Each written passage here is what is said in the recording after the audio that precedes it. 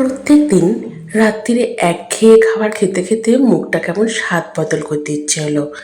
সেই জন্যই ঠিক করে নিলাম আমাদের বাড়ি থেকে বেশ কিছুটা দূরে, অর্থাৎ গড়িয়ার বাজারের ওখানে একটা অনেক পুরনো রেস্টুরেন্ট আছে। হ্যাঁ, মোটামুটি ৩০-৩৫ বছর তো হবেই।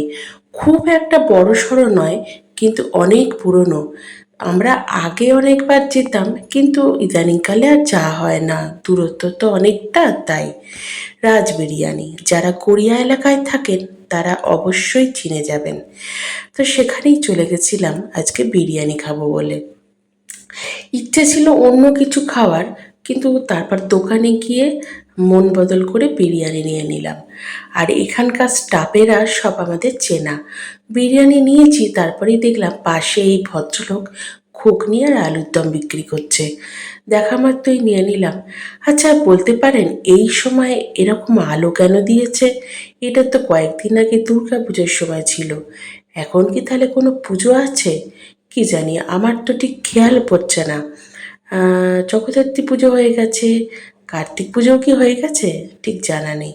তবে যদি কার্তিক পুজো নাও হয়, তাহলে কি কার্তিক পুজো উপলক্ষে এত আলো দেবে? ধারণা নেই। যাই হোক, যেটাই হোক, আমার তো বেশ ভালো লাগছিল, কারণ আলো আমি ভীষণ পছন্দ করি। তা আমি আর চ্যাটার্জি বাবু সেই উত্তম সুচিত্রার মতন একটু রিনা ব্রাউন এর মতন কায়দা মেরে একটু ছবি তুলছিলাম, নানান রকম কথা বলছিলাম, বলতে বলতে যাচ্ছিলাম।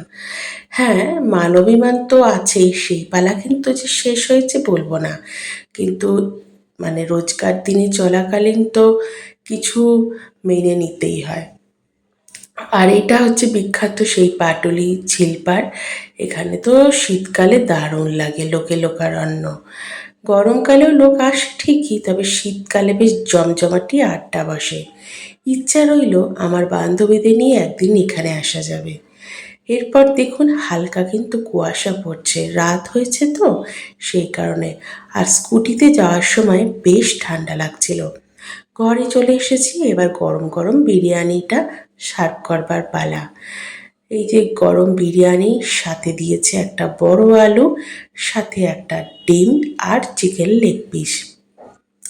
তবে কেন জানি না এই বিরিয়ানির দোকানদের স্যালাডটা না চাইলে এনারা দিতে চান না, পরের দিনের জন্য স্টকে রেখে দেন কি জানি। সাথে নিয়ে নিয়েছিলাম চিকেন দো পেঁয়াজা। এই দোকানের খাবার যদি একবার খান তাহলেই বুঝতে পারবেন, না গোলাপ জলের গন্ধ পাবেন, না আপনার শরীর খারাপ করবে। যাই হোক, আজকের মতো এখানেই, শুভরাত্রি।